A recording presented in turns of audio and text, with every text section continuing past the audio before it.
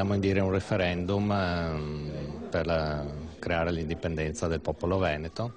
Diciamo che vogliamo cambiare il sistema partendo dal basso, lavorando all'interno.